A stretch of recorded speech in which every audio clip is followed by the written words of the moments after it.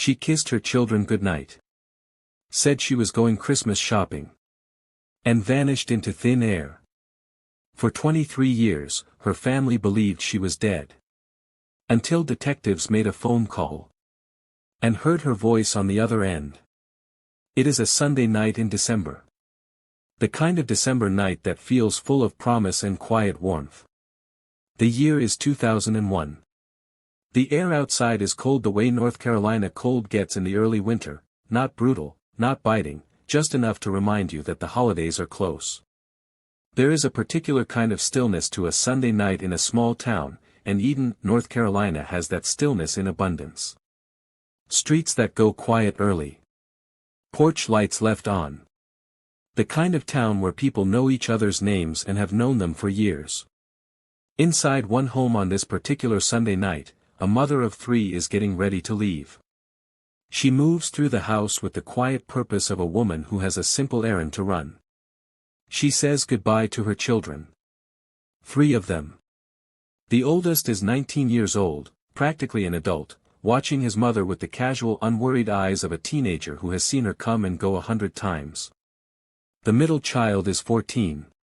And the youngest, the baby of the family, is just 7 years old. 7 years old, small enough to still need a goodnight hug, small enough that the world is still mostly made up of home and warmth and the certainty that mom will always come back. Her name is Michelle Hundley Smith.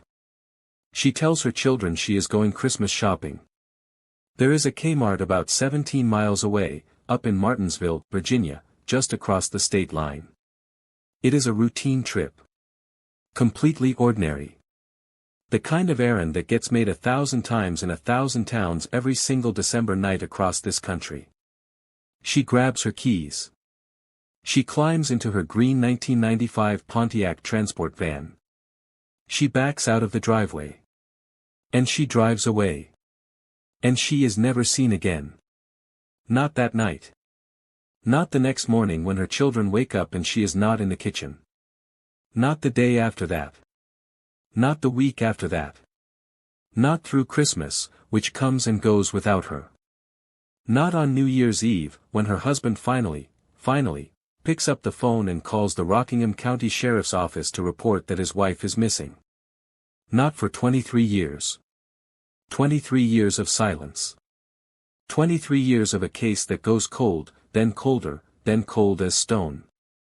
23 years of those 3 children growing up without answers. The oldest becoming a man. The middle child becoming an adult. The youngest, that 7-year-old who needed a goodnight hug, growing up to become a full-grown adult who has lived more than 2/3 of their entire life without knowing what happened to their mother on that December night.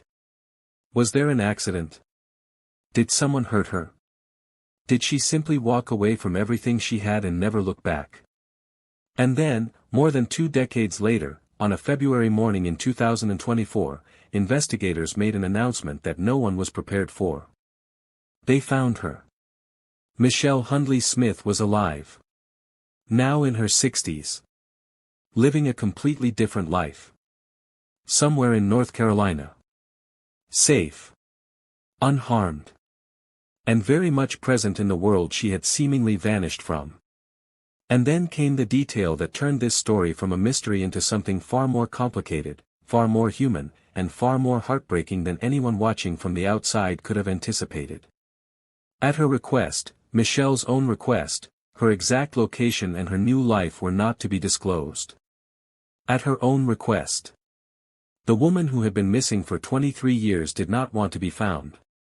Or more precisely, she had never wanted to be found. Stay with me. Because this story is about to take you somewhere you did not expect to go. This is the story of Michelle Hundley Smith. This is a story about disappearance, about family, about the long complicated silence between people who share the same blood and the same history. This is a story about what it means to vanish, and about what it means, or does not mean, to be found. This is a story about cold cases and closed doors and the parts of other people's lives that we will never truly be allowed to see. Welcome to Coldcase Crimelab. Let's begin. Before we go any further into this story, and I promise you, this story is going to take you places you are absolutely not expecting. I need you to do something for me right now. Hit that subscribe button. Hit it right now, before you get so deep into this that you forget. Tap the notification bell so that when the next case drops, you are the first person to know about it. And drop a comment below this video right now. Tell me, before you knew the ending, before you heard what we are about to tell you, what did you think happened to Michelle? Did you think accident? Did you think foul play? Did you think she walked away? Drop it in the comments. I want to know. And now, let's get into it. To understand what happened to Michelle Hundley Smith, you first have to understand where she came from. You have to understand Eden, North Carolina, the way it sits in the world, the way a small southern town shapes the people who grow up in it and raise their families in it and build their entire lives inside its particular geography of expectation and community. Eden is a city, and the people who live there are quick to call it a city, even though it is a modest one, in Rockingham County, in the northern Piedmont region of North Carolina. It sits close to the Virginia state line, which matters for this story in ways that will become clear shortly. The town has a history rooted in industry, in textiles, in the kind of working-class backbone that built so much of the American South across the 20th century. It is a place where families put down roots and stay. Where the same surnames appear on mailboxes for generations. Where people go to the same churches their grandparents attended and shop at the same stores and wave to the same neighbors across the same fences for decades. It is, in the most genuine sense of the word, a community. And communities like this have a particular relationship with disappearance, with the unexplained, with the kinds of events that break the unspoken social contract that says, people here are known, people here are accountable, people here do not simply vanish. Michelle Hundley Smith was a part of that community. She was a mother. She had 3 children, and the range of their ages, 19, 14, and 7, tells you something about the arc of her adult life, the years she had spent in the thick of motherhood, the way her days were structured around the rhythms of raising children at very different stages. You have a near adult who is old enough to be driving, old enough to be thinking about what comes after high school. You have a teenager who is in the complicated middle years. And you have a 7-year-old who still needs everything, bedtime stories, lunches packed, scraped knees tended to, the lights left on. We do not know everything about Michelle's life in the months and years leading up to December of 2001. Cold cases are like that. By the time people start asking the deeper questions, many of the everyday details have already been lost to time, scattered across the ordinary lived texture of a life that no one thought to document because no one imagined it would one day need to be documented. But we know she was 40 years old at the time. We know she was a married woman. We know she was a mother who was present enough in her children's lives that her absence on a Sunday night, and then through Monday, and then through days and then weeks, would be felt immediately and profoundly. What we also know is that the night she left, she had a reason to leave. A destination. Kmart in Martinsville, Virginia. Christmas shopping. And that reason, that destination, that ordinary mundane errand, it would become the axis around which 23 years of mystery would slowly and relentlessly turn. Let us slow down and walk through what we know about December 9, 2001, the night Michelle Hundley Smith left her home and did not return. It was a Sunday. The 9th day of December. The time was just after 8:30 in the evening. This matters, not just as a fact to be recorded, but as a texture to be understood.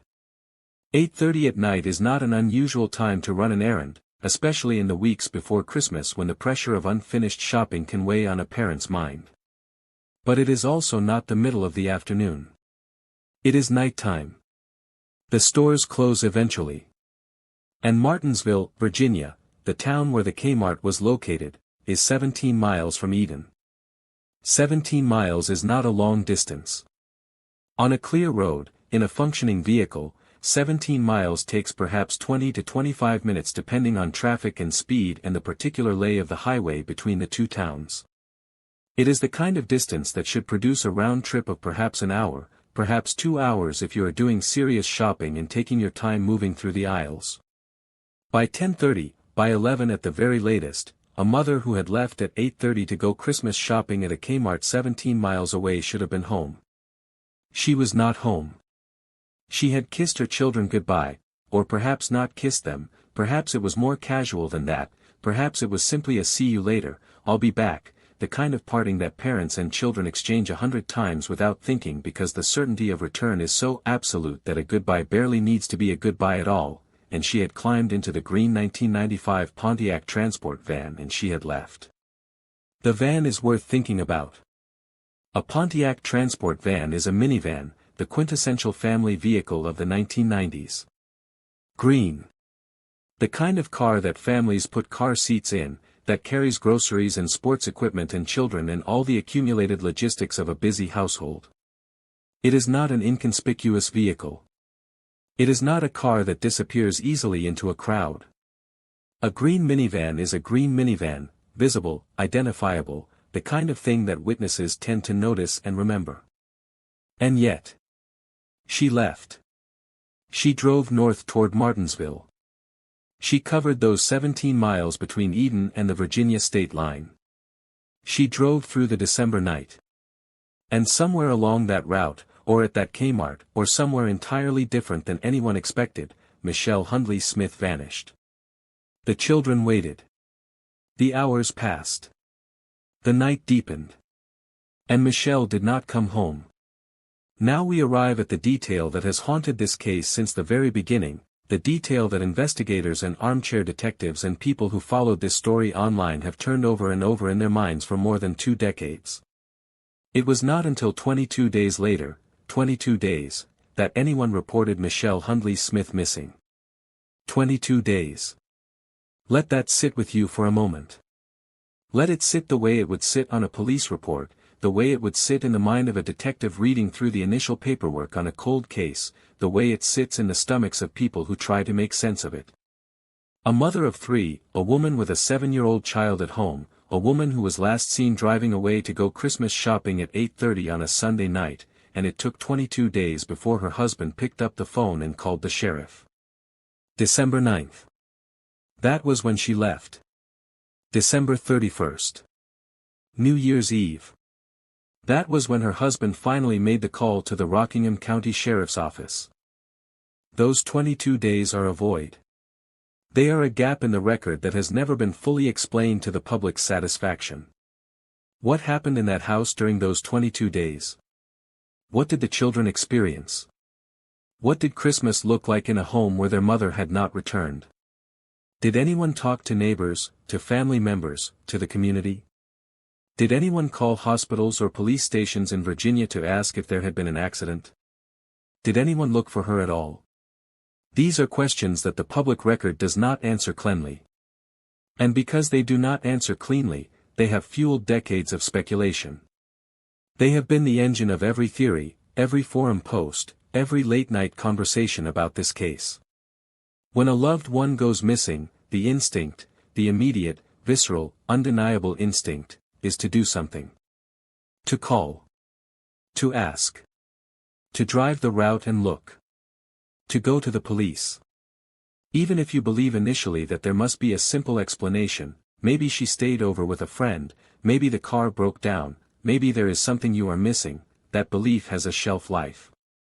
It expires in hours, not weeks. It certainly does not last 22 days. And yet here we are. December 31st. New Year's Eve.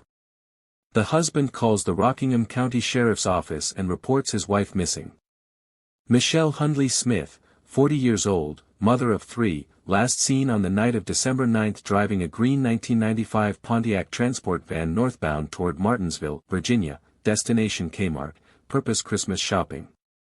Missing for 22 days before anyone made the call.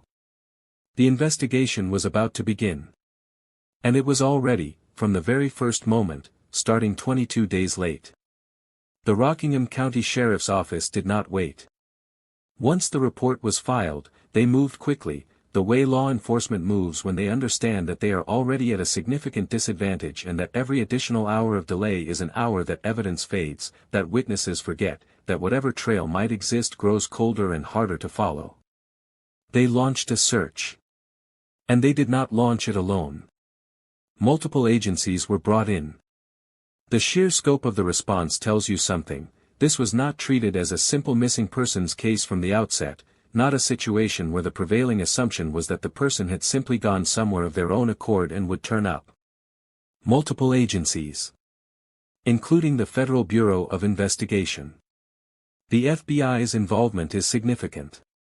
The FBI does not typically involve itself in standard missing persons cases, particularly not in the early stages. Their involvement suggests that investigators from the beginning were considering possibilities that crossed jurisdictional lines, specifically, the fact that Michelle had been driving toward Virginia, that she had crossed or was planning to cross the state line between North Carolina and Virginia. When a missing persons case involves potential interstate elements, when it is possible that a person was transported across state lines, the FBI has jurisdiction and interest. They combed the route. The entire 17-mile stretch of road between Eden, North Carolina and Martinsville, Virginia. Every shoulder. Every turnoff. Every ditch and embankment and stretch of tree line. They searched with the systematic thoroughness that a multi-agency operation can bring to bear, organized grids, coordinated teams, the careful methodical progression of searchers covering ground and looking for anything that might constitute evidence. A scrap of clothing. A tire mark. A piece of the van. Broken glass. Personal effects. Anything that might tell the story of what had happened on that road or near it on the night of December 9th. They found nothing. Not one thing. No trace of the green 1995 Pontiac transport van. No trace of Michelle herself. No evidence of a collision, no evidence of a breakdown, no evidence of a struggle, no debris, no nothing. The road between Eden and Martinsville gave up none of its secrets. The Kmart in Martinsville was checked, security footage reviewed to whatever extent it could be, employees questioned, records examined. Nothing there told the story of a woman who had driven 17 miles to go Christmas shopping and never come home. The investigation widened. They looked beyond the route. They looked at Michelle's life, the people she knew, the places she frequented, the connections she had in the community. They talked to people. They followed leads. They did the patient, grinding, unglamorous work that real criminal investigation consists of, the work that looks nothing like it does on television and everything like a slow and often heartbreaking process of elimination. And still, nothing. No Michelle. No van. No answers. Days became weeks. Weeks became months. The case file grew thicker with the accumulated weight of dead ends and unanswered questions. Investigators who had started with energy and urgency found themselves returning again and again to the same walls, the same silences, the same lack of anything concrete to work with. The case went cold. People use the phrase cold case all the time. We use it here on this channel because it is the accurate term, the accepted term, the shorthand that everyone understands. But I want to take a moment, because this is exactly the kind of moment that this story deserves, to talk about what a cold case actually means. What it feels like. What it does to the people who are living inside it. A cold case is not just a file cabinet. It is not just a box of documents sitting on a shelf in the back of a sheriff's department, gathering dust while detectives work on newer, more tractable investigations. A cold case is a living thing, in the sense that it continues to affect people long after the official investigation has stalled. It exists in the space between what is known and what is not known, and that space is not comfortable. It is not neutral. It is an open wound. For the family of Michelle Hundley Smith, the cold case was not an abstraction. It was their reality. 3 children. The 19-year-old, the 14-year-old, the 7-year-old. They grew up inside that cold case. They lived their entire adolescence and young adulthood in the shadow of the unanswered question, what happened to our mother? Think about that 7-year-old. 7 years old in December of 2001. By the time this story breaks into public consciousness again in February of 2024, that child is 29 years old. 29 years old. They have lived their entire conscious adult life, the years of school, of first jobs, of relationships, of whatever milestones and heartbreaks and ordinary days have constituted their life, without knowing what happened to their mother. Without a grave to visit. Without a funeral. Without the particular kind of closure that comes from knowing. Living instead with the worst kind of not knowing, the kind that generates its own dark possibilities, that allows the imagination to fill the void with whatever terrible thing it conjures in the quiet hours. Did someone hurt her? Is she in pain somewhere? Is she dead? Does she know how much she was missed? The 14-year-old, the middle child, they grew up into their late 20s, into their 30s, carrying the same not knowing. A teenager who loses a parent to death experiences something devastating and definable. A teenager who loses a parent to disappearance experiences something that has no name, no ritual, no defined process of grief. You cannot mourn someone who might still be alive. You cannot stop waiting for someone you do not know is never coming back. The 19-year-old, the oldest, nearly an adult themselves when Michelle left, would have spent more than 2 decades with this question, old enough to feel the weight of it fully, old enough to have watched their younger siblings grow up inside the mystery, old enough to carry the particular responsibility of being the oldest child in a family that has been broken by inexplicable absence. And what about the community? Eden is a small town, the kind of place where everyone knows. They knew that Michelle was gone. They knew that the search had found nothing. They knew that the case had gone cold. In small towns, cold cases become a part of the local mythology, the story that gets whispered at dinner tables, the what do you think happened that gets exchanged at the hardware store or after church. They become something that the community holds collectively, the unresolved thing that sits at the edge of everyone's awareness. For years. For over 2 decades. And then, in February of 2024, everything changed. It started, as so many cold case breakthroughs do, with a tip. We do not know the specifics of the tip. We do not know who provided it, or how it came to the attention of investigators, or what exactly it said. The details of how fresh information came to law enforcement in the weeks before February 20, 2024, have not been made fully public, and there are good reasons for that. When an investigation is ongoing, even an investigation that ends in the way this one ended, the specific sourcing of tips is often protected. Sources need protection. The chain of information matters. What we know is this: investigators received what they described as fresh, new information about the case. And they took it seriously enough to follow up. Following up on a tip in a 23-year-old cold case is not a simple thing. It is not a matter of pulling up a file and making one phone call.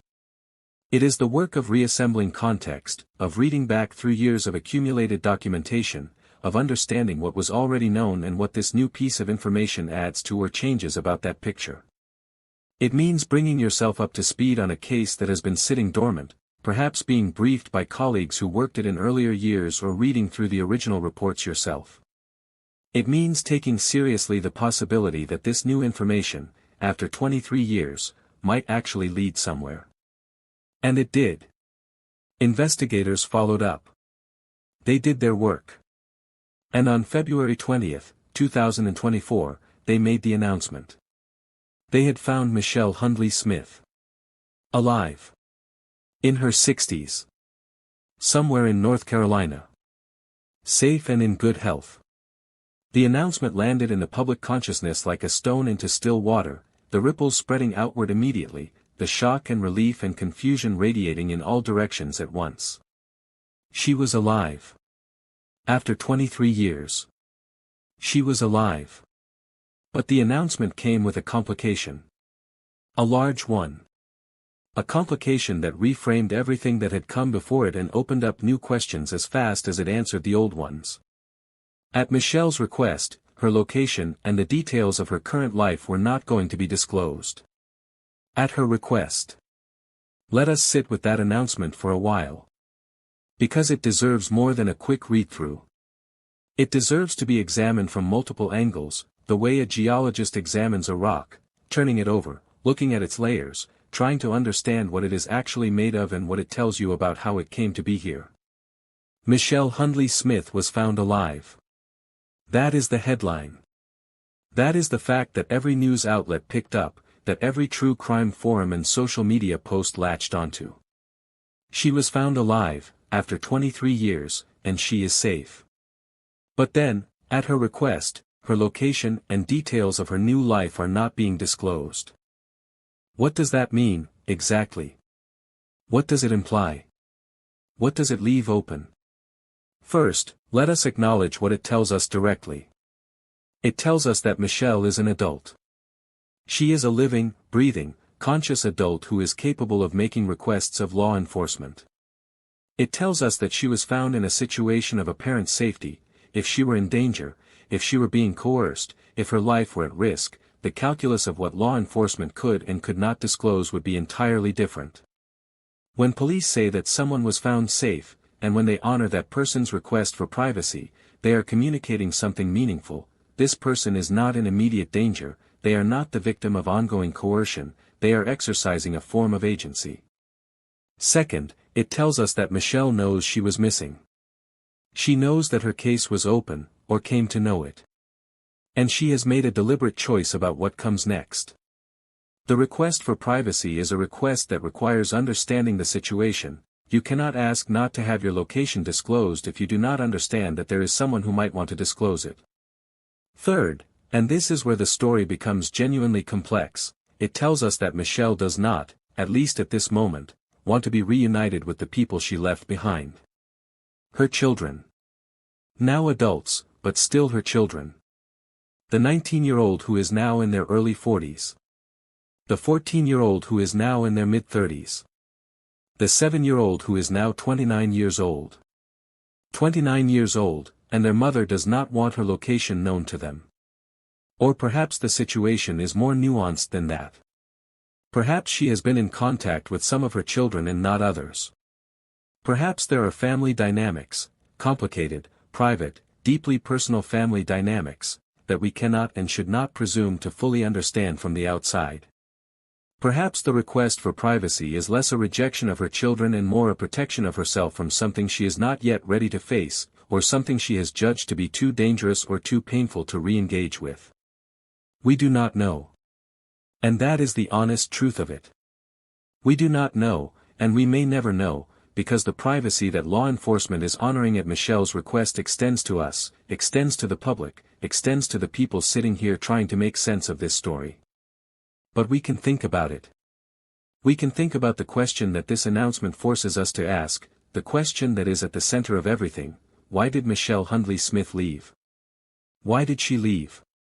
The case of Michelle Hundley Smith does not fit neatly into any of the standard categories that we use to make sense of disappearances. It is not a solved murder.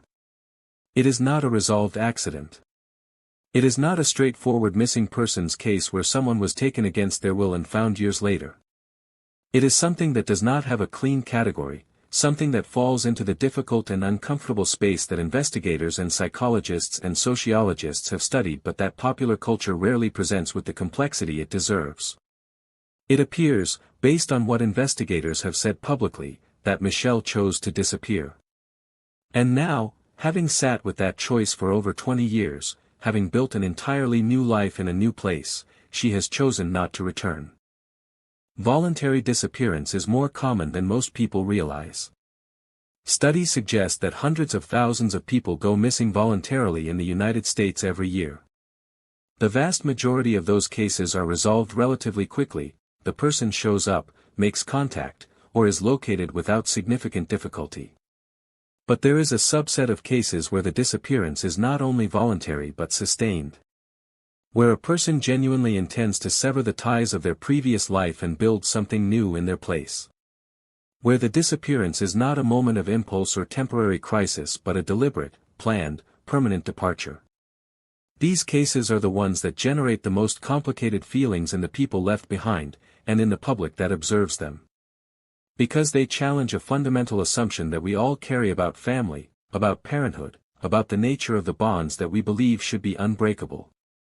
The assumption is simple: parents do not leave their children.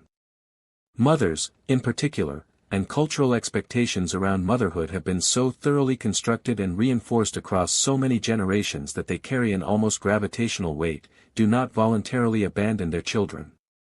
When they do, when the evidence is clear that a mother has chosen to walk away from her children and build a new life without them, the cultural response is almost always one of condemnation.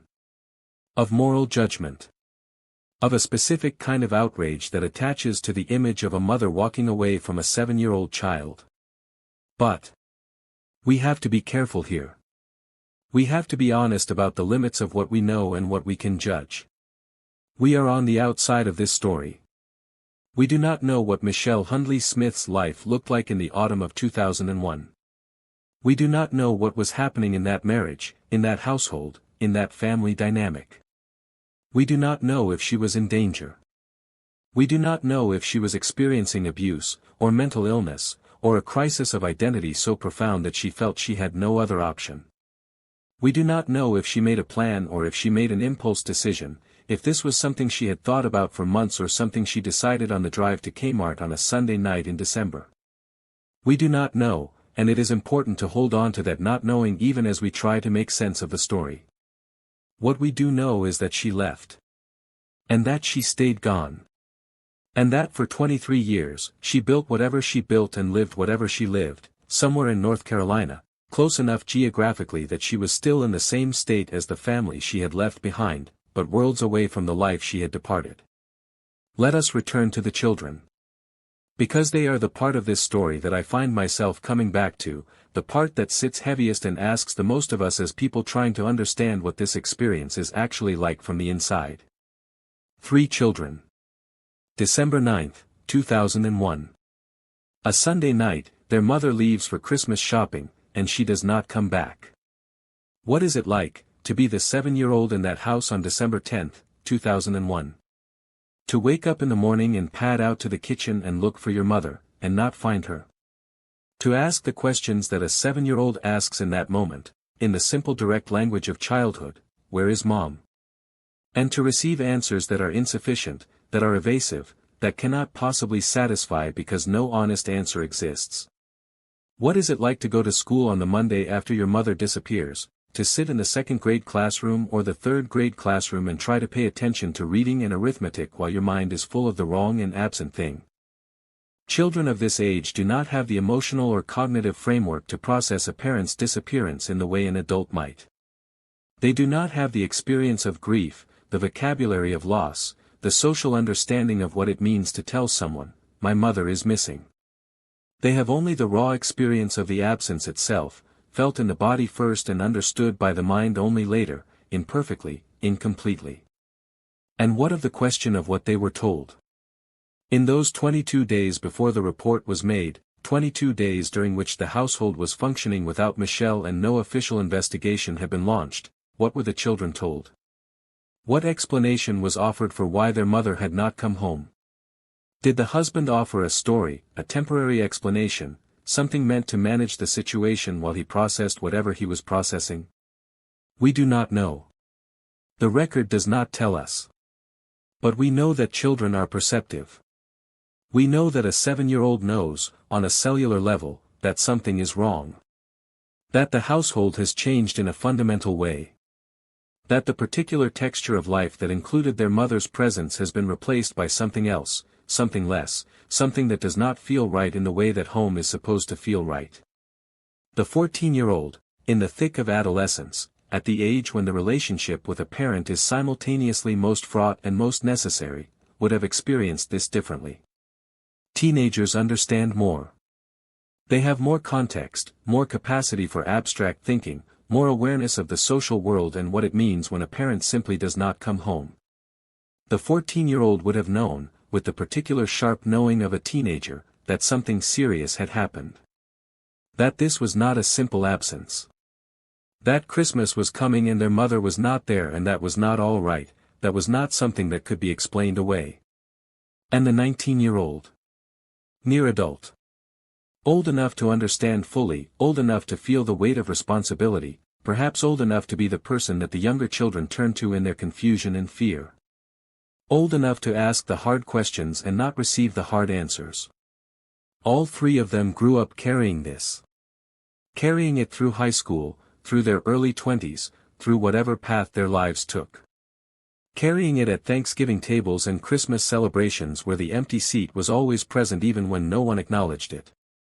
Carrying it in the particular way that unresolved grief accumulates, not dissolving over time, but layering, growing more complex, becoming a deeper and more intricate part of the architecture of who they are.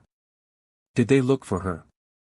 It is almost impossible to imagine that they did not, at some point in the intervening years, make some effort to find out what had happened. Young adults with access to the internet, with the tools of modern information technology, with the burning unanswered question that had structured their entire childhood, did they search? Did they hire anyone? Did they write to investigators? Did they appear on television or talk to journalists in the hope that someone might know something? We do not have those answers in the public record. But the question itself is worth sitting with, because it speaks to the texture of what it means to live inside a cold case, to be not a viewer of the mystery but an inhabitant of it. We have to talk about the 22 days. Again. Because the more you sit with this story, the more those 22 days press in on everything else. Michelle's husband waited 22 days before reporting her missing. In any missing persons investigation, and law enforcement has said this publicly, repeatedly, in the context of countless cases, the first hours and days are the most critical. Every hour that passes after a disappearance is an hour in which evidence fades, in which witnesses' memories begin to blur and reconstruct, in which a trail grows colder. When a disappearance goes unreported for 3 weeks, the investigative window that might have yielded answers has already, in many cases, largely closed. The investigators who eventually took on the Michelle HUNDLEY Smith case were beginning their work at an almost insurmountable disadvantage. They were looking for a woman who had been gone for 3 weeks. They were trying to reconstruct the events of a night that had happened 22 days before anyone thought to call it a crime or a crisis. They were searching a route, checking security footage, questioning witnesses, all of it 3 weeks late. Security footage from a Kmart in December of 2001 would not have been retained for 22 days as a matter of standard practice. Store security systems in 2001 were not the sophisticated, cloud-backed, data-retained systems of today. Footage was often recorded over on tapes that cycled regularly, perhaps every 48 hours, perhaps every week. By the time investigators arrived to check that footage, it was almost certainly gone. Witnesses, the Kmart employees who were working on December 9th, the customers who might have been in the parking lot, anyone who might have seen a green Pontiac transport van or a woman fitting Michelle's description, had 22 days for their memories to move on to other things. They had not been asked to preserve their recollections. They had no reason to think that the woman they might have seen on a Sunday evening 3 weeks ago was significant, memorable, important. Memory is not reliable even in the short term. After 22 days, it is profoundly compromised. Why did he wait 22 days? This is a question that has generated enormous speculation across the years, the kind of speculation that attaches to a spouse whenever a partner goes missing under unusual circumstances. The history of true crime is full of cases in which the partner who delayed reporting a disappearance turned out to be the person responsible for the disappearance. Those cases are real. They happen. And the pattern of delayed reporting is, rightly, something that investigators treat with serious attention. But. And again we have to hold the but carefully. We now know, or believe we know, based on what investigators have said publicly, that Michelle left voluntarily. If she left voluntarily, then the question of why her husband waited 22 days takes on a different character. It may mean that he knew, or suspected, that she had left of her own accord. It may mean that he was processing a personal crisis, the crisis of a wife who had disappeared, perhaps accompanied by the private knowledge or the private fear that she had chosen to leave him and their family. It may mean that he was not sure what to do, that he was caught between the possibility of an accident and the possibility of abandonment, that calling the police felt like a public admission of a private catastrophe. Or it may mean something else entirely. It may mean he knew she had left and why, and the 22 days were spent in a kind of paralysis, not wanting to involve law enforcement in something that he understood to be a personal decision, a family matter, a situation that he hoped might resolve itself. We do not know. We are speculating, as honestly and carefully as we know how to speculate, about the interior of a situation that we cannot fully see into from the outside. What we know is that 22 days passed.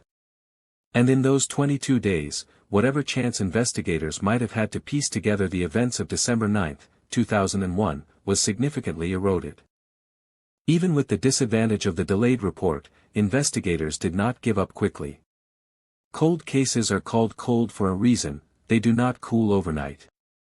They pass through stages: the initial investigation, the follow-up, the re-investigation, the periodic review. New detectives come to the file fresh, with new perspectives. New technology opens new possibilities.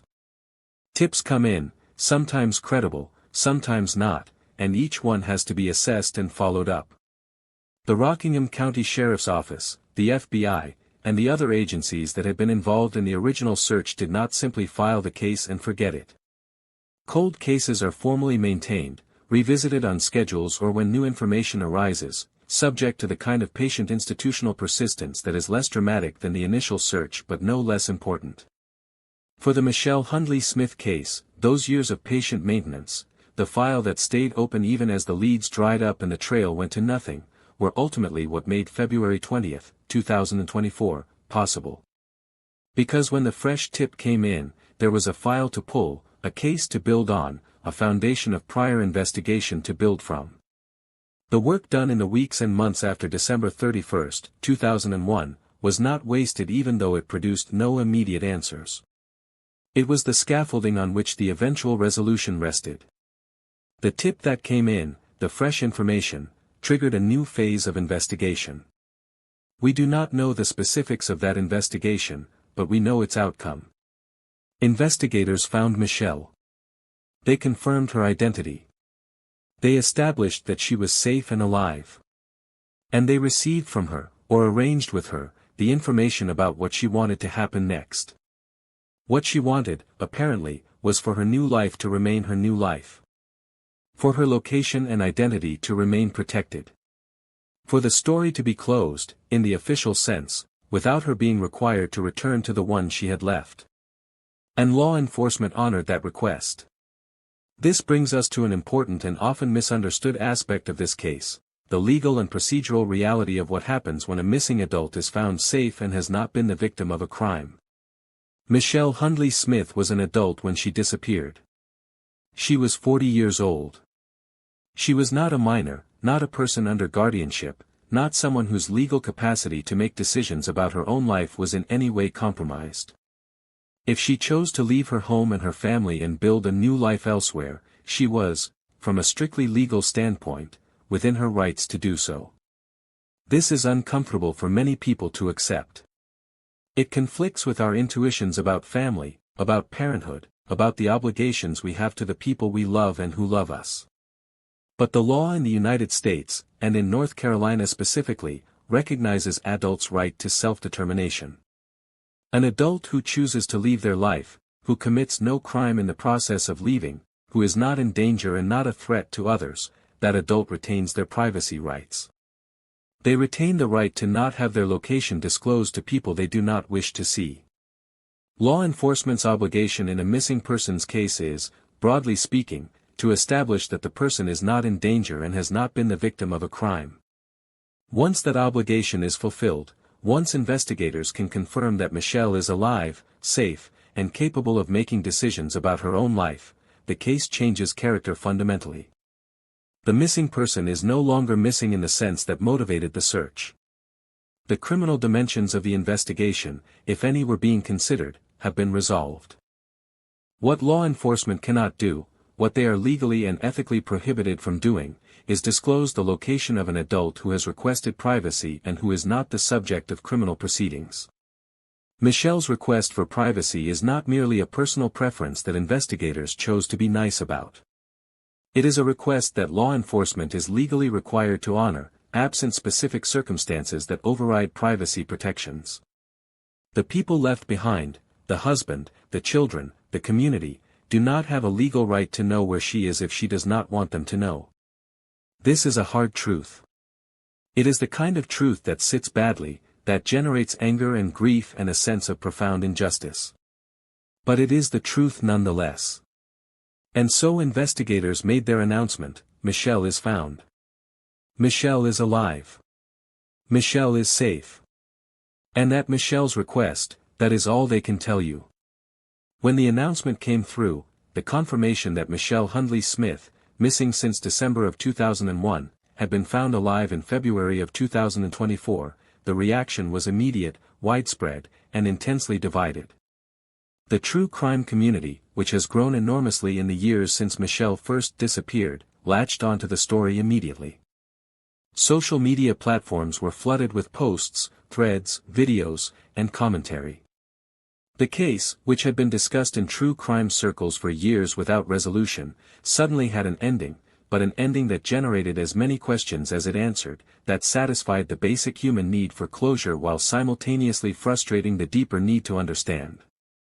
The reaction divided, broadly, into several camps. There were those who expressed relief and celebration at the news that Michelle was alive.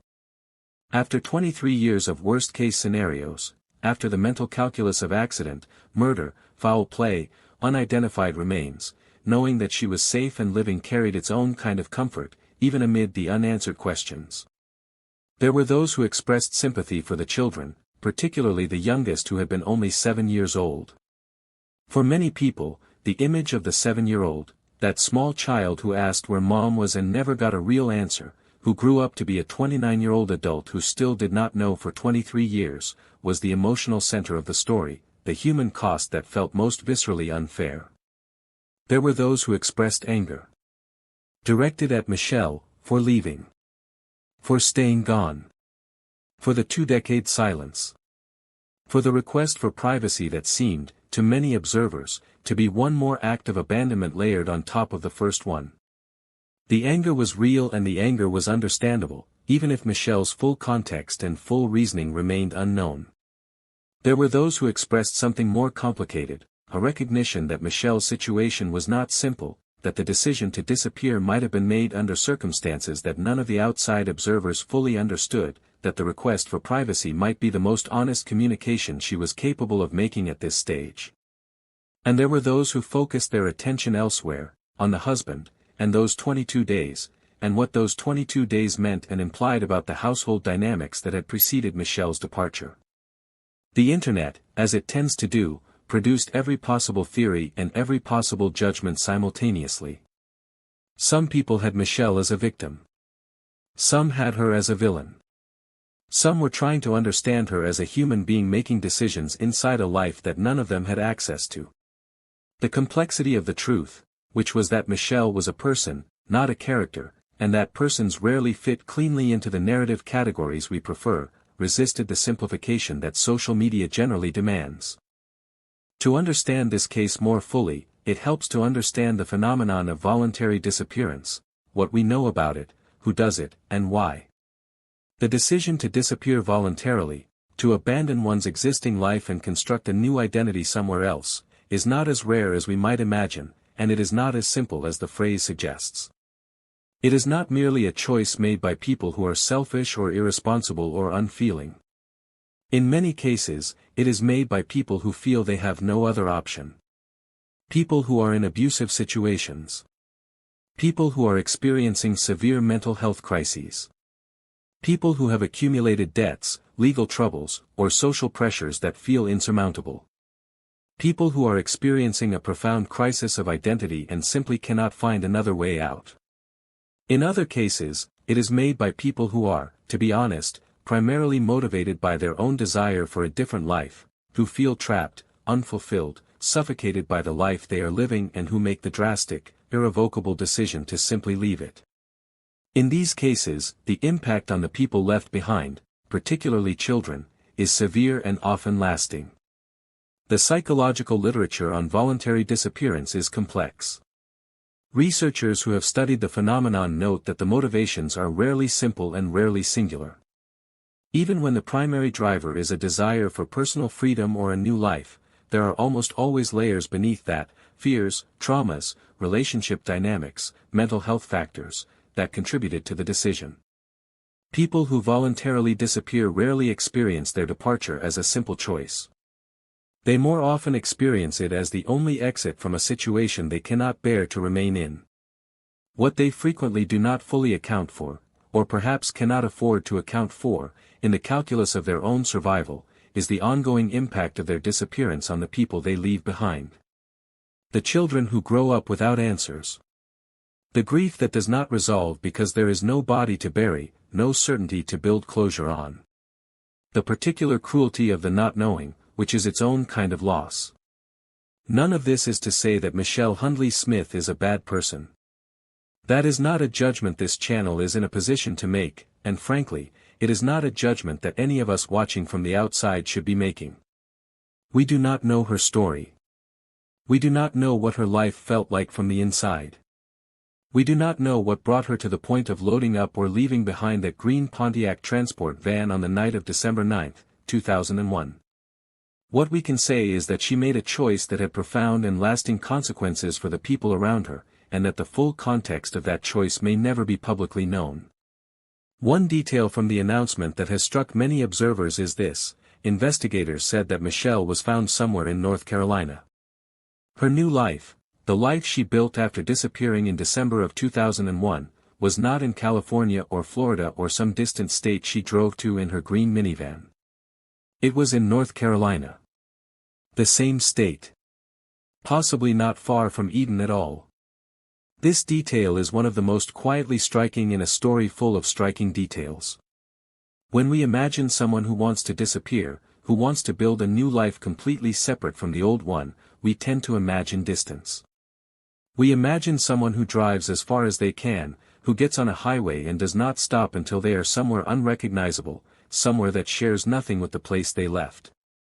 We imagine the cross-country anonymity of a large city, the deliberate geographic rupture of a new state with new people and no connection to the old life. Michelle, apparently, stayed in North Carolina. What does that mean? Does it suggest that her departure was not as complete a rupture as it appeared?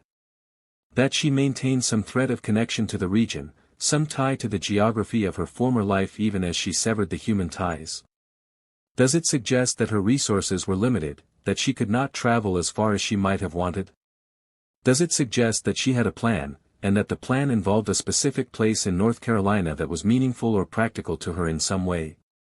Or does it simply mean that North Carolina was large enough, that even within the borders of a single state there is enough distance and anonymity to disappear for 23 years if you are careful and determined? North Carolina is a state of 10 million people. It has cities and suburbs and rural counties and mountain communities and coastal towns.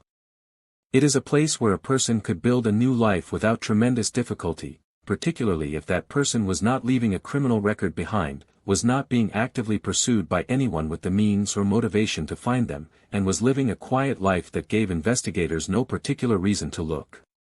She was there for 23 years.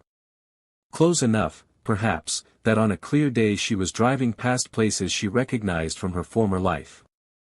Or perhaps not, perhaps her new home was in the mountains in the west, or on the coast in the east, in one of the regions of North Carolina that bears no geographic resemblance to the Piedmont town she came from.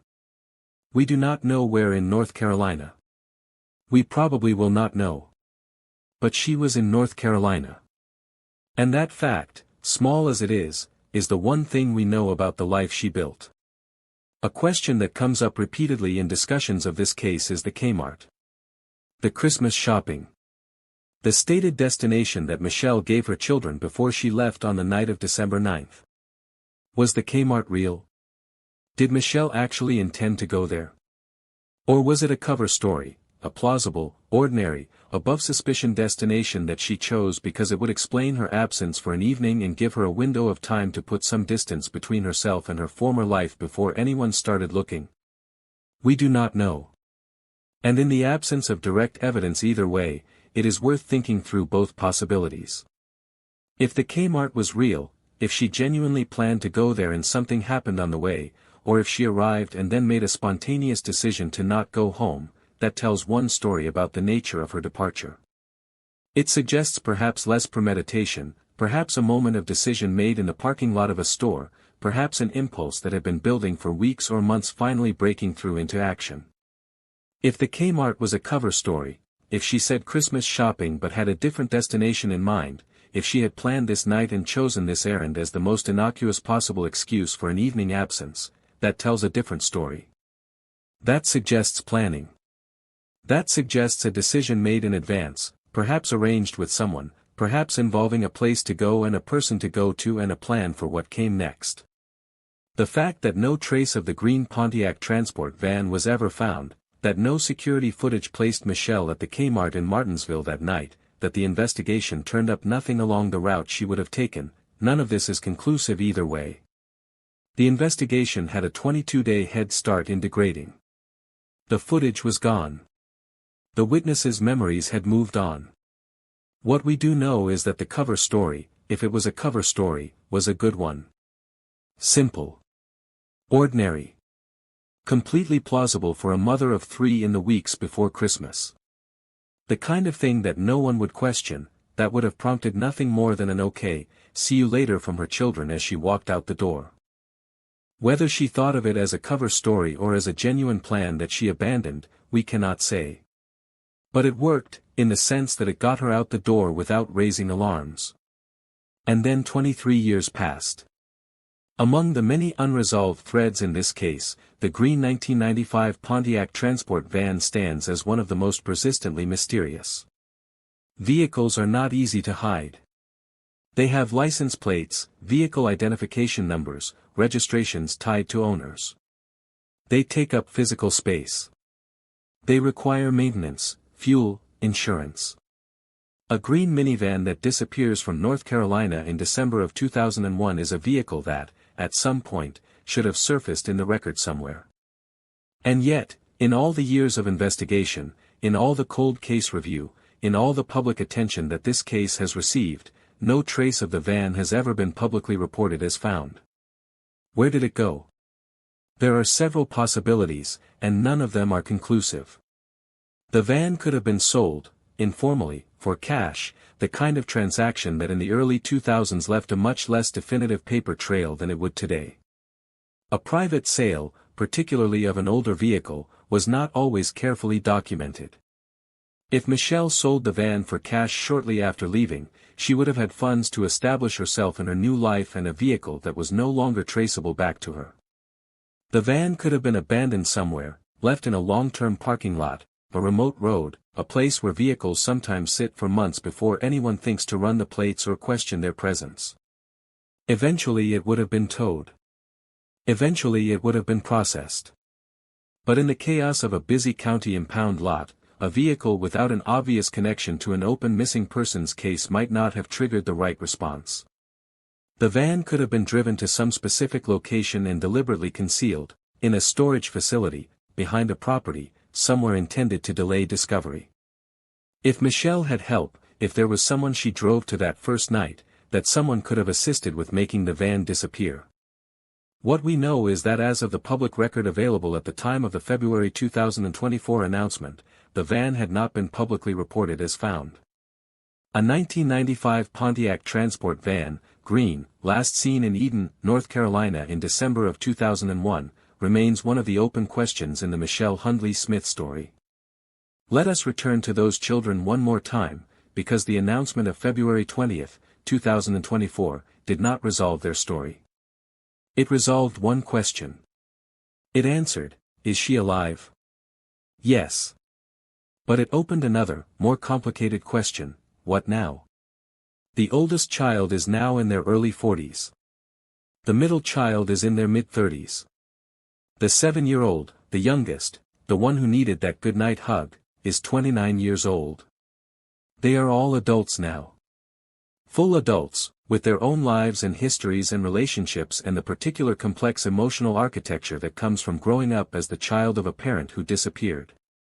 They have known, since February 20, 2024, that their mother is alive. Let me sit with that for a moment, because I think it is worth sitting with. They now know that she is alive. They know that she is in her 60s, living somewhere in North Carolina, living a life that is not the life she shared with them. They know that she knows her case was open, and that at the moment of being found, the choice she made was to request privacy rather than contact. What does that feel like? For 23 years, the children of Michelle Hundley Smith were able to maintain, however tenuously, however painfully, the possibility that she had not left by choice. The possibility that something had happened to her. That there had been an accident, or foul play, or some terrible circumstance beyond her control that had taken her from them. That possibility, however painful, contained within it a kind of innocence. If something terrible had happened to her, then she had not chosen this. She had not looked at her 7-year-old child and decided, I am leaving, and I am not coming back, and I am not going to tell you. February 20th, 2024, appears to have removed that possibility. She is alive. She built a new life. She requested privacy. For the children, that knowledge is its own particular kind of loss. The grief of a parent who died is devastating, but it has a shape. It has a trajectory toward, not resolution, exactly, but a kind of accommodation. The grief of learning that your parent is alive and has chosen not to be in your life is something else. Something without a name, without a ritual, without a clear path through. It is possible, we hope it is possible, that in the days and weeks and months following the announcement, there was contact. That investigators helped facilitate some form of communication. That Michelle's request for privacy applied to the public and to the press but not necessarily to her own children. That there was a conversation, or letters, or some form of reaching across the 23 years to acknowledge what had happened and what it had cost. We do not know. We are not allowed to know. And that is as it should be. Some parts of this story belong to the people who lived it, not to those of us observing it from the outside. But the children are there. They are real. They are in their 20s and 30s and 40s, and they are now carrying a new weight alongside the old one. Small towns hold their mysteries differently than cities do. In a city, a cold case is one of thousands. It competes for attention with all the other stories, all the other tragedies, all the other human dramas that a dense population generates. In a small town, a cold case becomes part of the town's identity. It is carried in the collective memory of the community, passed from neighbor to neighbor, kept alive in conversation in a way that larger places cannot sustain. Eden, North Carolina is that kind of town. The disappearance of Michelle Hundley Smith, a local woman, a mother, someone's neighbor, someone's friend, was not an abstraction to the people who lived there. It was a local tragedy, a local mystery, wound that the community held alongside everything else for 23 years. When the announcement came through in February of 2024, Eden responded the way small towns respond to the resolution of long-held mysteries, with a mixture of relief, confusion, and the particular kind of grief that attends the discovery that the reality is more complicated than any of the stories you had been telling yourself. Relief, because the worst had not happened. She was alive. She had not been murdered in a field somewhere between Eden and Martinsville. Her remains were not waiting to be discovered. The mystery was solved in the most benign possible way, in the sense that the answer was, she is alive and she is safe. Confusion, because the answer raised as many questions as it resolved. Why? How? Where? What does this mean for the family? What does this mean for the husband? What does this mean for everything that happened in those 22 days and everything that came after? And grief. Because the resolution of a cold case, even a benign one, forces a community to reckon with all the years that passed during the cold. All the anxiety and speculation and wondering. All the possible explanations that were entertained and discarded and entertained again. The grief of the real answer is sometimes complicated by the fact that you had already, over the years, made a kind of peace with the mystery, and now the mystery is replaced by something that requires a different kind of reckoning. If you are still watching at this point, and I know this story has taken us deep, and I know it is a lot to hold, drop a comment right now that says I am still here. Let's see who is truly following this. And while you are in the comments, I want to hear from you. What do you think Michelle's life looked like in those 23 years? What do you think drove her to leave? What do you think happens next for her children? Your thoughts matter to this community. Post them below. And let us keep going, because we are not done yet. From a law enforcement perspective, the resolution of the Michelle Hundley Smith case is simultaneously a success and a reminder of the limitations that investigators work under. It is a success in the obvious sense: a missing person was found. A case that had been cold for over 2 decades was resolved. The answer was found, after years of dead ends and frustrated searches and the particular kind of institutional persistence that keeps a case alive even when it seems like there is nothing left to find. But it is also a reminder of what cold cases so often reveal, that the truth, when it finally comes, is rarely simple. That the human stories at the center of investigations are almost always more complicated than the initial facts suggest. That people, the missing, the families, the communities, are not characters in a script, not archetypes that fit neatly into the categories of victim and villain and innocent bystander. They are people. And people are complicated. Detectives who work cold cases develop, over time, a particular kind of equanimity about this. They learn to hold the complexity without requiring resolution into something simpler than it is. They learn that finding out what happened is not the same as understanding why, and that understanding why is rarely fully possible from the outside. They learn to do their job, which is to establish facts, to follow the evidence, to protect the living and account for the missing, without crossing into the territory of judgment that belongs to families and communities and ultimately to the people involved. The detective who followed up on the fresh tip in the weeks before February 20, 2024, whoever that person was, did exactly that. They followed the lead. They found Michelle. They confirmed she was safe.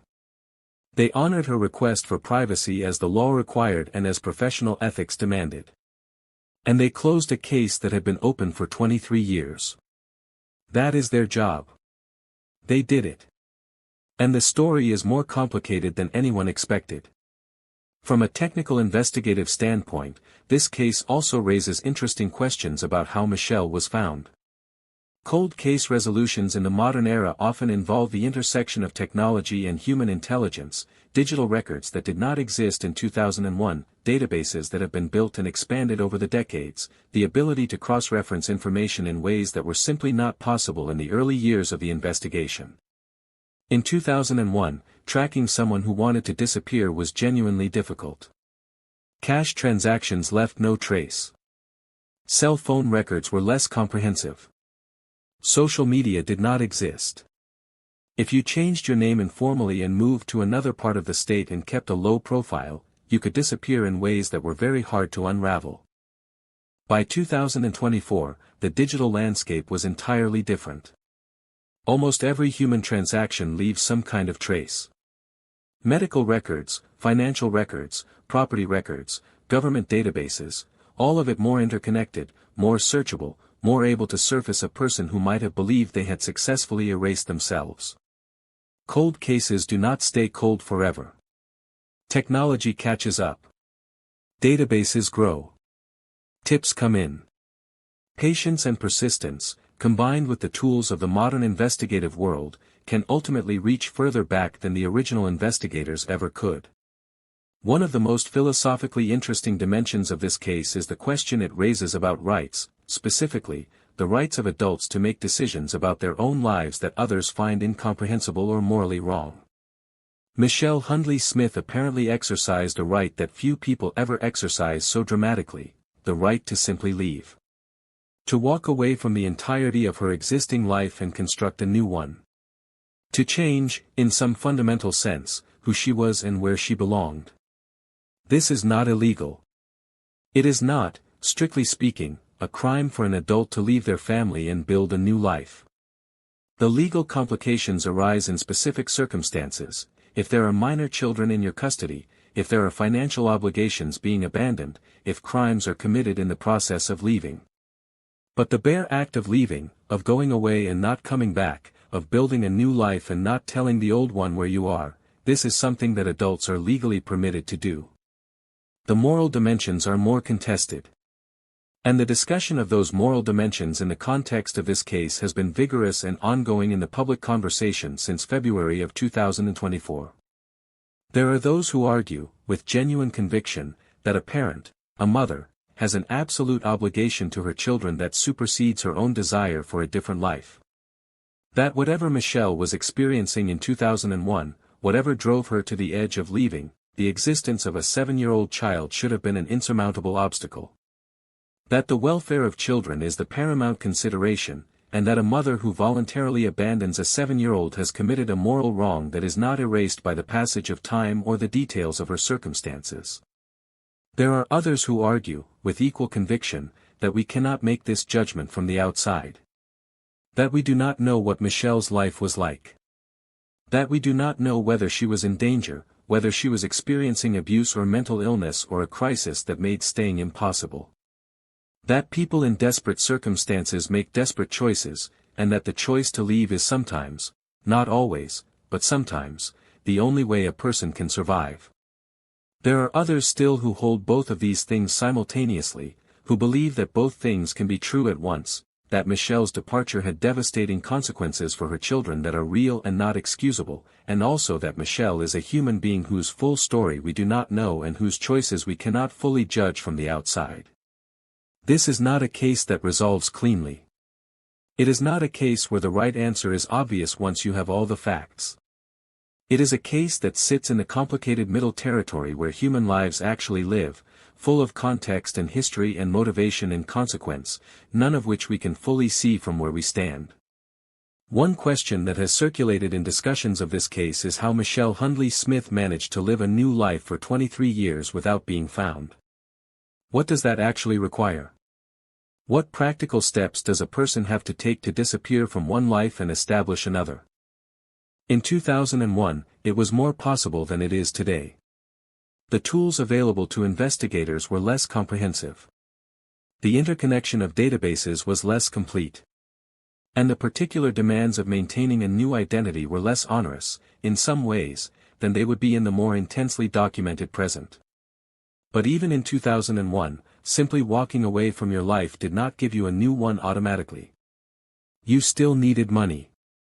You still needed housing. You still needed, eventually, employment, or some way of sustaining yourself financially. You needed to navigate the systems of everyday life, banking, healthcare, government, in ways that eventually left traces. If Michelle changed her name legally, there would be a record. If she did not change her name legally, she was still living as Michelle Hundley Smith, which created its own complications. If she worked under her legal name, she was creating a paper trail. If she tried to work without papers, the options were limited. How did she do it? We do not have answers to these questions. And perhaps we are not meant to. The privacy she has requested applies not just to her location but to the details of the life she built, the details that would answer these practical questions. What we can say is that she managed it. For 23 years. Long enough that the trail went cold and stayed cold. Long enough that her children grew up and grew old without answers. Long enough that, by the time investigators found her in 2024, she had been living her new life for longer than most careers, longer than most marriages, longer than a lot of entire childhoods. Whatever she built in those 23 years, she built it to last. There is something that strikes me as almost unbearably poignant about the parallel lives that existed for those 23 years, the two tracks of existence running alongside each other without touching, the knowledge that while Michelle was building her new life somewhere in North Carolina, her children were growing up in the old one. The 7-year-old had a birthday every year. Turned 8, and 9, and 10, and so on through the years, marking each year's passage without the presence of a mother who was alive and nearby, somewhere in the same state, and choosing not to be there. Christmas came every year. The first Christmas without her, in 2001, just weeks after she left. And then the second. And the third, and so on for 23 Christmases, each one a marker of her continued absence. The children graduated. From middle school, from high school, perhaps from college. They probably fell in love. Perhaps they married. Perhaps they had children of their own, which would make Michelle a grandmother, somewhere in North Carolina, possibly without knowing it or possibly knowing it from a distance, from whatever perspective she was observing the world she had left.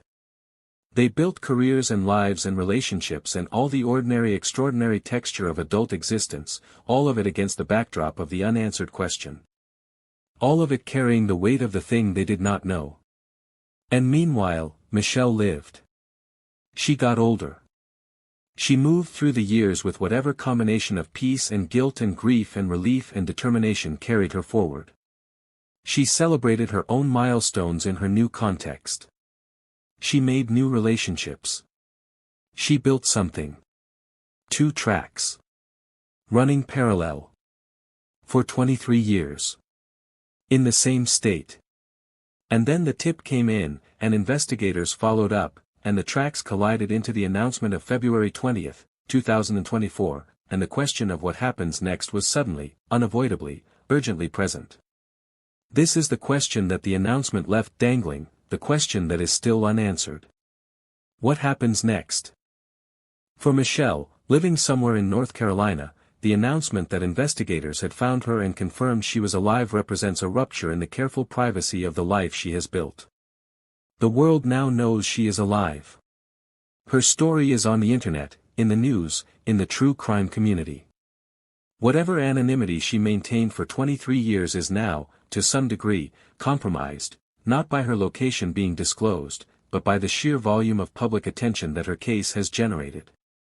This cannot be comfortable for her. Whether we sympathize with her situation or not, the experience of being the subject of public scrutiny after 23 years of deliberate obscurity is not a pleasant one. People are making judgments about her. They are making videos about her. They are discussing her choices, her motivations, her character. All of it happening without her consent and without her participation. For the children, the announcement is a beginning as much as an ending. They now know. They know she is alive. They know she is in North Carolina. They know that at the moment of being found, she requested privacy. What they do not know, what they may seek to find out, what they may already be in the process of finding out, is why. The question that has driven this entire story from the beginning: why did she leave? Will there be reconciliation? Will there be contact? Will Michelle, having been found and having requested privacy, eventually make a different choice, reaching out to her now adult children, offering some accounting of the past 23 years, beginning some process of reunion or at least communication? We do not know. What we know is that the announcement changed something, for everyone involved, in ways that will unfold in private over whatever time follows. Every cold case has a lesson, if you are willing to look for it. Not a simple lesson, not a lesson that resolves into a tidy takeaway. But a lesson nonetheless, the kind of lesson that sits with you after the story ends and keeps working on you in the quiet moments. The Michelle Hundley Smith case offers several. It offers a lesson about the nature of families and what goes on inside them that the outside world cannot see. We assume we know what a family looks like from the outside. We see the house, the children, the green minivan in the driveway, and we construct a narrative, a normal family, a regular life, a mother going Christmas shopping. And we know nothing, actually, about what is happening behind the door. About what the marriage is like, about what the household feels like on an ordinary evening, about what a woman who is building toward the decision to disappear is thinking and feeling and surviving. It offers a lesson about the complexity of human choice and the limitations of judgment. The temptation to make Michelle into a villain, to say simply, she abandoned her children, she is a bad person, end of story, is understandable. The temptation is understandable because it makes the story simple, because it locates the wrongness in one person and allows everyone else to stand in moral clarity. But the story resists that simplification. The context we lack is enormous. It offers a lesson about cold cases and persistence. 23 years. A case that went cold and stayed cold and then broke open when a tip came in and investigators followed it. The lesson is that cold cases are not hopeless. That the passage of time, which seems to work against investigation, is not the only force at work. That tips come in. That technology changes. That a case which seems permanently closed can suddenly open. And it offers a lesson about the right to know and the right to privacy, and the complicated, unresolvable tension between them. The children have a right, in a moral sense, to understand what happened to their mother. Michelle has a right, in a legal sense, to privacy and self-determination. These rights are in conflict. The law chose one over the other. Whether it chose correctly is a question that this story does not answer, and that the people involved will have to work out among themselves. I want to take a few minutes, before we reach the end of this story, to think about what it means to follow cases like this one. What it means to be interested in cold cases, to spend time with them, to care about the resolution of mysteries that belong to people we have never met. True crime, as a genre and as a cultural phenomenon, sometimes gets criticized for the way it treats real human suffering as entertainment. It is a legitimate criticism. These are real people. The children of Michelle Hundley Smith are real people, living real lives, carrying real weight. The fact that their story has become a source of content, of engagement, of views and comments, there is something uncomfortable about that, something that is worth acknowledging. The honest answer is that our interest in cold cases is about something real and human, the need to understand, the need for justice, the discomfort with mystery, the recognition that disappearances and their aftermath reveal something true about the world we live in. But that interest has to be accompanied by a seriousness about the real people at the center of these stories. It has to be accompanied by a refusal to reduce complex human situations to simple narratives. It has to be accompanied by some humility about what we know and what we do not know. The story of Michelle Hundley Smith is not finished. It is not finished for her, living somewhere in North Carolina, navigating the aftermath of being found. It is not finished for her children, processing a new reality that has been superimposed on 23 years of old grief. What we have is the public part of the story. And even the public part, as we have walked through it tonight, is complicated and resistant to easy conclusions. The full story, the interior story, the private story, is not ours to have. And perhaps that is the final lesson. Perhaps that is what this case, more than almost any other cold case, teaches us, that some stories belong to the people who lived them, not to those of us watching from the outside. That the resolution of a mystery is not always the same as the resolution of the grief and the complexity that the mystery contained. That finding someone is not the same as understanding them, and understanding them is not the same as forgiving them, and forgiving them is not the same as healing. Michelle Hundley Smith is alive. She is in her 60s. She is somewhere in North Carolina. She has built a life. Her children are adults. They are somewhere, carrying what they carry. And the rest, the why, the how, the what happens next, belongs to them. This has been the story of Michelle Hundley Smith.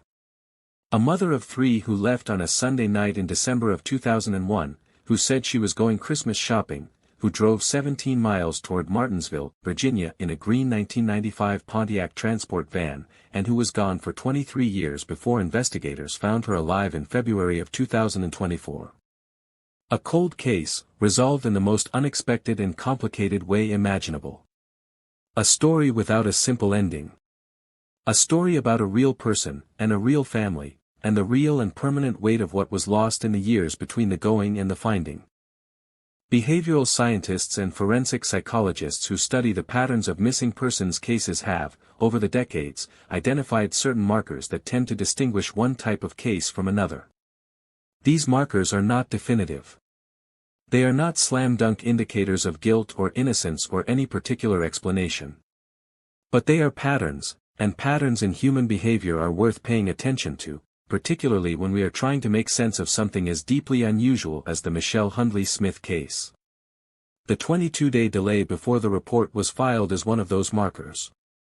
And in the context of what we now know, that Michelle appears to have left voluntarily, it takes on a specific and complicated meaning that is worth exploring in depth.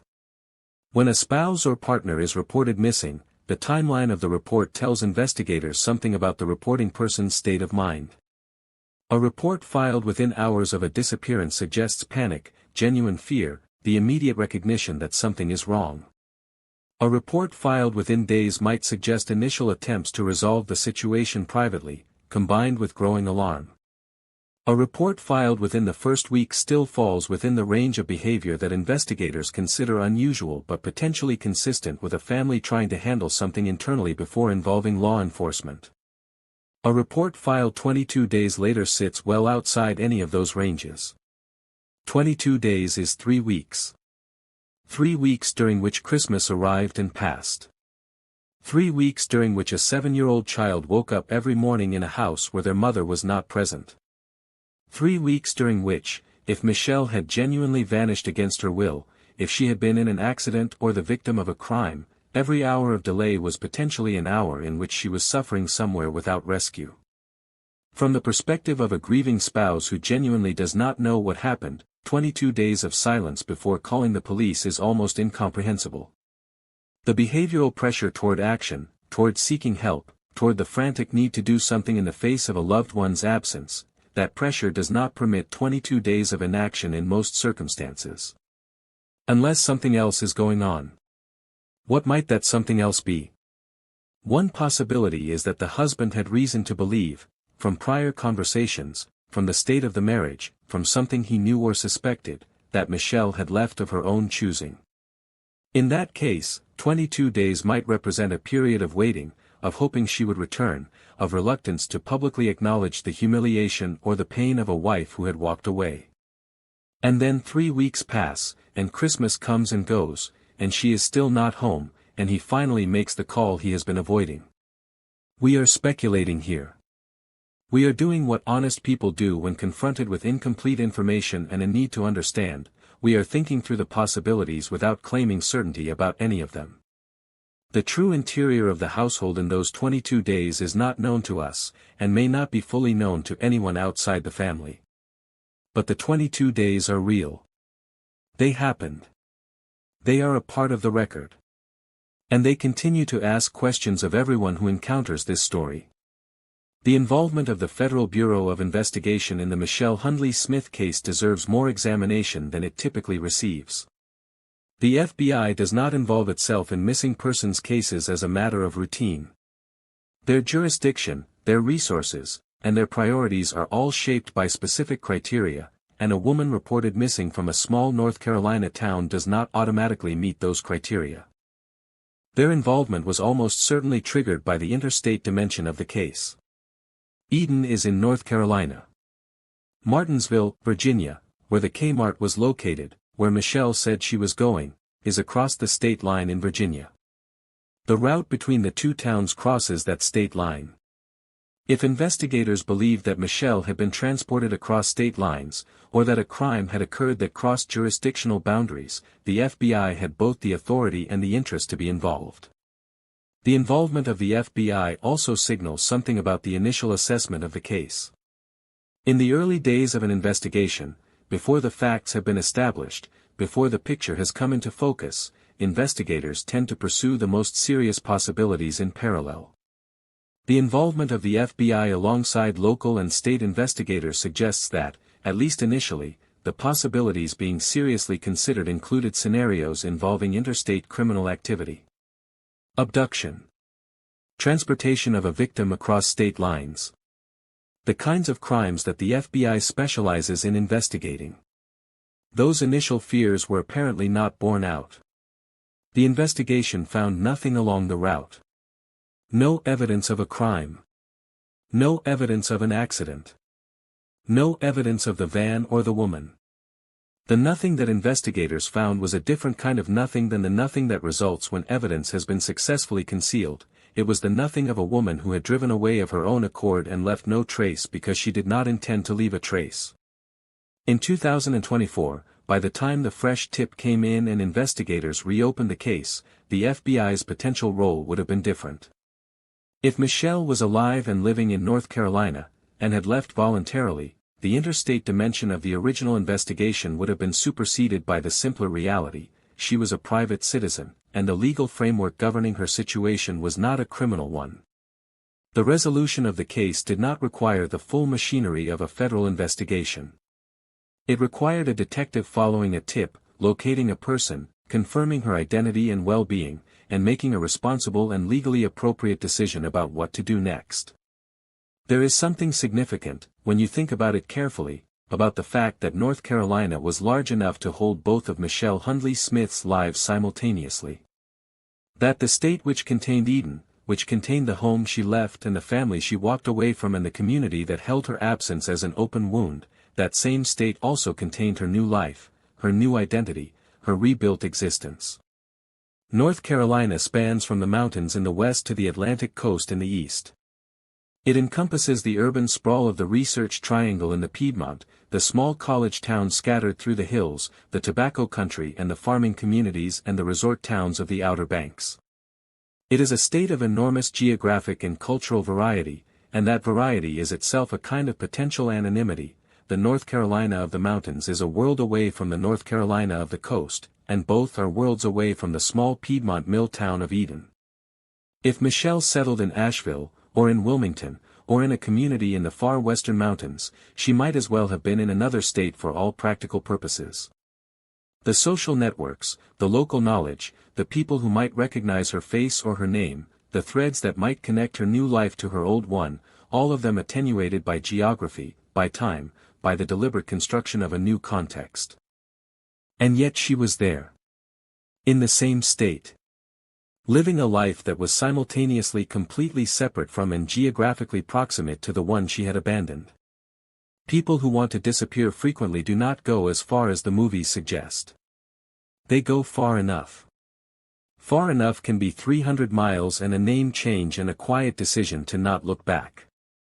Michelle found her far enough somewhere within North Carolina's borders. And for 23 years, it was exactly far enough.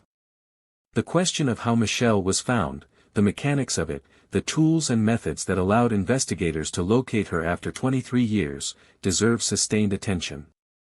The gap between 2001 and 2024 is, in technological terms, an almost incomprehensible gulf. In 2001, Google was 3 years old. Social media did not exist. Smartphones did not exist. The databases that governments and financial institutions and healthcare systems now maintain, the interconnected, cross-referenced, digitally searchable records that document almost every transaction and interaction in a modern person's life, were far more fragmented and far less searchable than they are today. A person who wanted to disappear in 2001 had real options. Cash transactions left no trace. Background checks were cumbersome and incomplete. Changing your informal identity, the name you used, the persona you presented, was relatively straightforward if you were careful. Official identity documents were harder to forge but also less frequently required in everyday transactions than they would later become. By 2024, the world had changed fundamentally in ways that made maintaining a hidden identity significantly harder. Financial records are digital and searchable.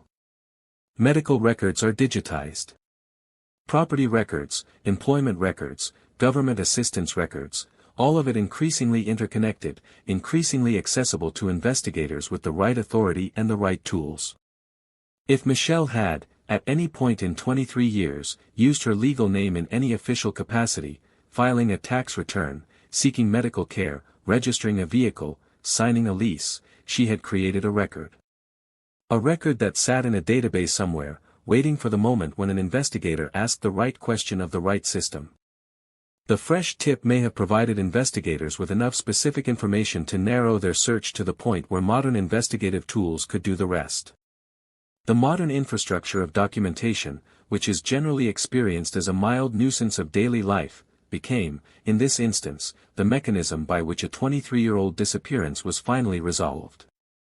The general principle is clear: in 2024, disappearing is harder than it was in 2001.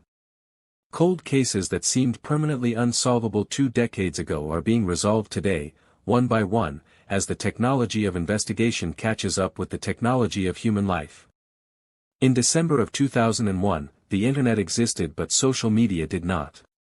The infrastructure of online true crime, the forums, the Reddit threads, the YouTube channels, the podcasts, was either nascent or non-existent.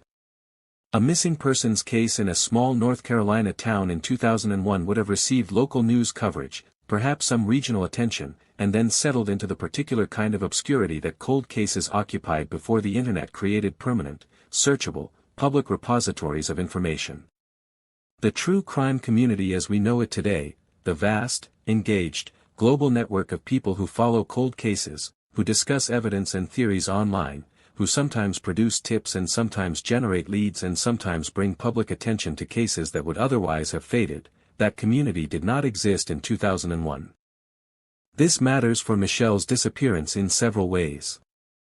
First, it means that her case did not have the kind of sustained online attention that might have surfaced her sooner.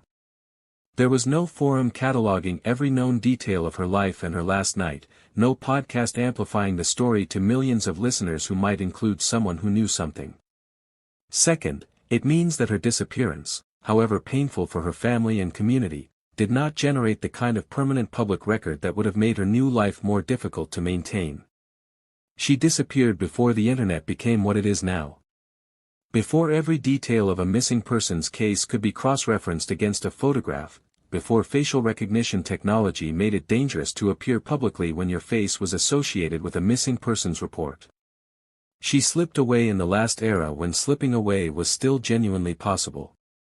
By 2024, the situation was completely different. The announcement of her discovery spread across the internet within hours. True crime channels and podcasts and forums picked up the story immediately. The internet does not forget. And whatever life she builds from February 20, 2024, forward, it will be built in the shadow of a permanent public record that she did not ask for and cannot control. Every disappearance creates ripples. We tend to focus, rightly, understandably, on the immediate family. On the husband, on the children. But the ripples of a disappearance extend further than the immediate family, touching the people who knew the missing person in the varied contexts of their life. Co-workers. Friends. Neighbors. Members of the same church congregation. Parents of her children's school friends.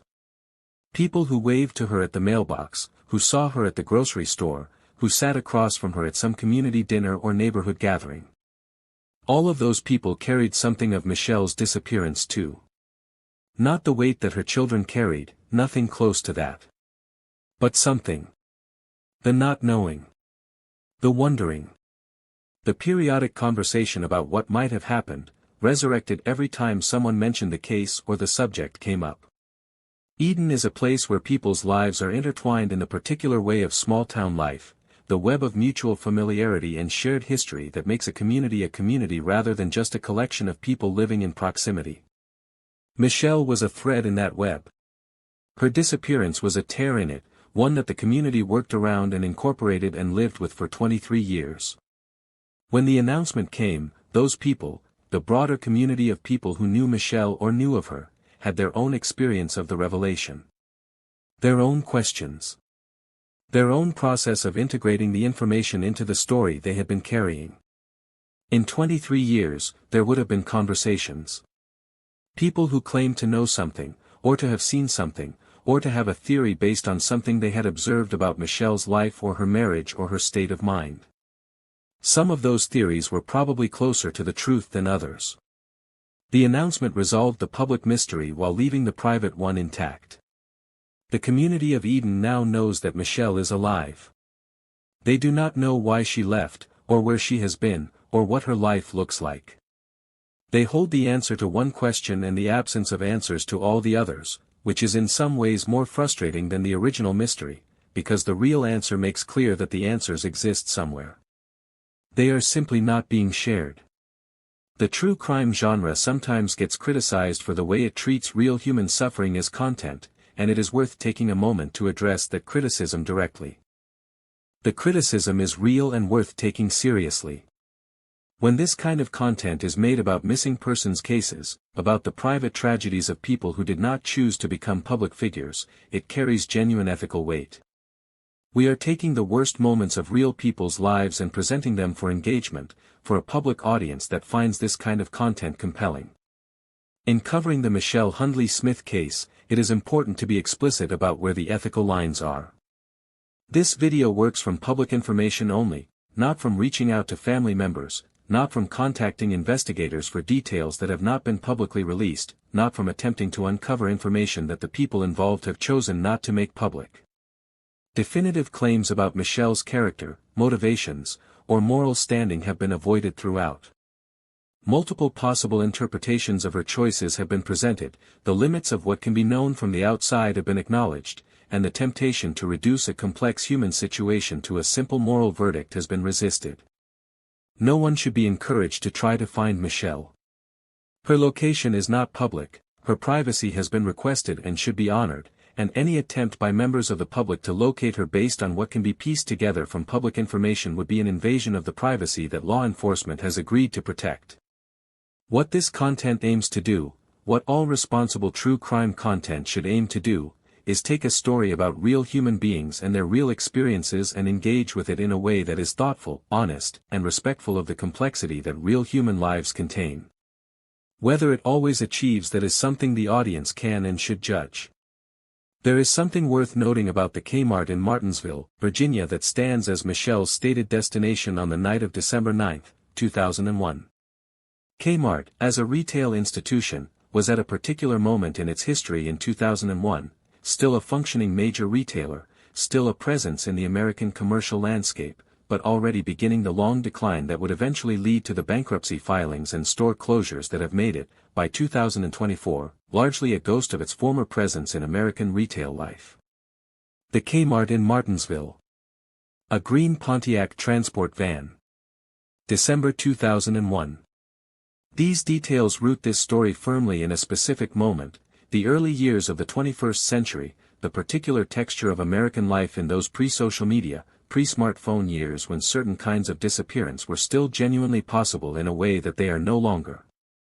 There is an almost archaeological quality to these details when you look at them from the perspective of 2024. They describe a world that no longer fully exists. The Pontiac brand itself is gone. General Motors discontinued Pontiac in 2009, meaning that the transport van Michelle drove that night is now a vehicle from a discontinued marque, a relic of a company that no longer makes cars. And Michelle disappeared into that world. She drove away in it. And while the world changed around her, while Pontiac stopped making cars and Kmart closed stores and the internet became social media and social media became the primary medium of human communication, she built a new life in the world that emerged. She lived through all of it. She watched, or perhaps did not watch, as the world transformed around her hidden existence. When investigators found her in 2024, they found a woman who had lived through 2 decades of the most rapid technological and social change in human history while simultaneously maintaining a deliberate invisibility within it. That is, in a strange and unexpected way, a remarkable thing. Not a good thing, necessarily. But a remarkable one. Every cold case that eventually resolves has a long road behind it. The road is made up of the small decisions and the large ones, the moments of dogged persistence and the moments of plain luck, the tips that led nowhere and the one that finally led somewhere. For the Michelle Hundley Smith case, that road was 23 years long. It wound through the initial investigation in January of 2002, through the years of periodic review, through the digitization of records and the expansion of databases and the slow accumulation of the technological infrastructure that would eventually make her findable. It wound through the lives of her children, growing up and becoming adults and carrying the weight of the mystery into their own lives. It wound through the life of the community of Eden, holding the story as something unresolved and strange. And then, at some point in the weeks before February 20, 2024, someone knew something. Someone picked up the phone, or sent an email, or walked into a sheriff's office, and told investigators something new. Something that the previous 23 years of investigation had not produced. Investigators did what investigators do when tips come in, they followed it up. They did the work. They used the tools available to them. And they found her. There is something worth acknowledging in this, in spite of everything. In spite of the complexity of the resolution, in spite of the fact that finding Michelle alive did not give her children their mother back, did not undo 23 years of grief and not knowing, in spite of all of that, there is something worth acknowledging in the fact that the case did not stay cold forever. That the persistence of investigators over more than 2 decades, combined with a tip and the tools of the modern investigative world, eventually produced an answer. Cold cases close. Not all of them. Not quickly enough. Not in the ways we want them to, not with the endings we hope for. But they close. This one closed. And the answer it gave, complicated, incomplete, full of questions that will never be publicly answered, is still an answer. Michelle Hundley Smith is alive. That is the answer. Everything else is context. I want to end this long, careful walk through the Michelle Hundley Smith case by talking about what it asks of us. Not as investigators, not as journalists, not as members of the true crime community, but as human beings who have spent time with this story and who will carry it with us in some form after this video ends. It asks us to hold complexity. To resist the pull toward simple judgments about complicated people. Michelle is not simply a villain who abandoned her family. She is not simply a victim who made the only choice she could. She is a person, full of context we do not have, who made choices that had profound and lasting consequences for the people around her. She deserves to be understood as that person, not reduced to either a monster or a martyr. It asks us to have empathy for the children. Those 3 people, now adults, now carrying the strange new weight of knowing their mother is alive but chose not to be in their lives, deserve our genuine compassion. Not our pity, not the patronizing sympathy that looks down at suffering while remaining untouched by it, but the real empathy that comes from sitting with someone else's pain and recognizing it as the kind of pain that real people feel. It asks us to be honest about what we do not know. This entire story has been full of things we do not know. We do not know what Michelle's marriage was like. We do not know what happened in those 22 days. We do not know why she chose to stay in North Carolina. We do not know what her life looks like now, or what she feels about the past 23 years. All of those things are beyond our access, and it is important to keep reminding ourselves of that rather than filling in the blanks with certainty we do not have. And it asks us, finally, to remember that the people at the center of this story are real. Michelle is real.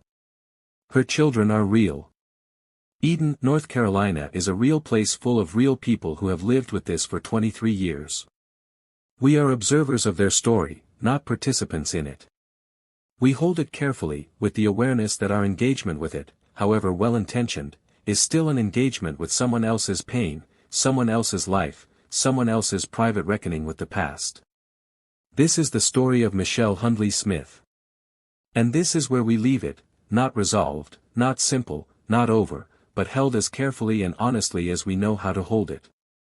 Every year, without exception, Christmas came. It arrived the way it always does, the decorations going up in the stores in November, the music on the radio, the particular cold bright quality of December air in the Carolina Piedmont. The holiday arrived reliably, year after year, 19 times between when Michelle left and when investigators found her. And every year, for those 19 Christmases, the children of Michelle Hundley Smith marked the anniversary of her departure without knowing what had happened to her. Christmas, which she said she was preparing for. Christmas shopping, at a Kmart 17 miles away.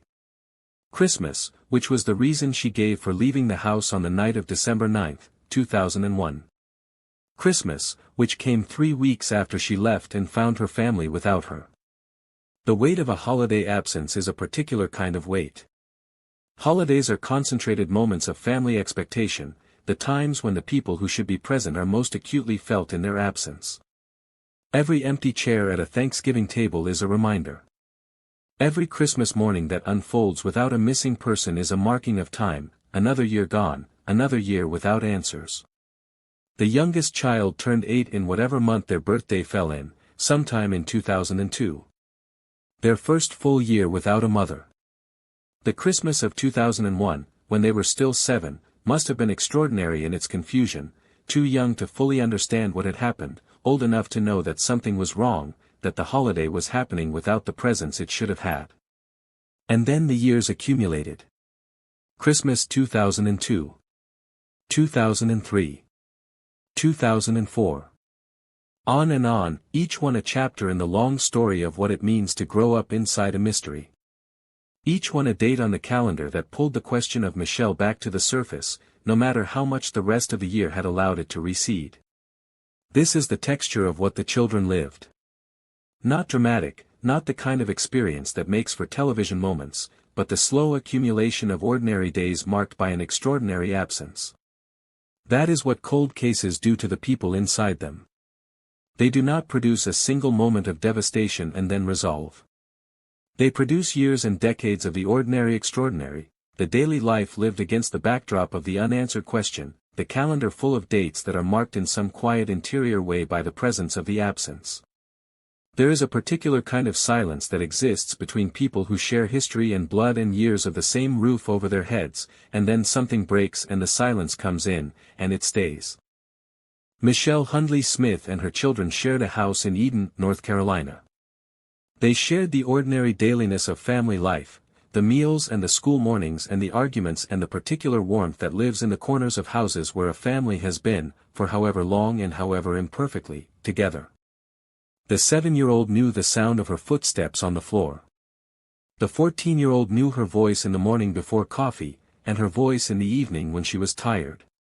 The 19-year-old had 18 years of her, 18 years of being in her orbit, of being shaped by her presence in all the ways a parent shapes a child simply by being there, by being constant, by being the frame around the picture of early life.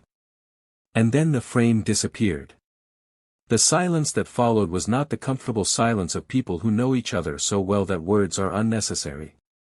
It was the silence of absence. The silence of a phone that did not ring, of a door that did not open, of a voice that did not come from the next room or the kitchen or the car in the driveway. The silence of a mystery that had no answer. For 23 years, the children of Michelle Hundley Smith lived in that silence. They lived in it the way you live with a chronic ache that becomes so familiar you almost forget it is pain, until something reminds you, until a birthday or a graduation or a moment when you would have reached for the phone to call and then remembered that there was no one to call, and the ache returns with full force.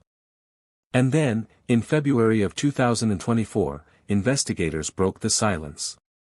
Not with everything. Not with the why or the how or the what do you want your children to know.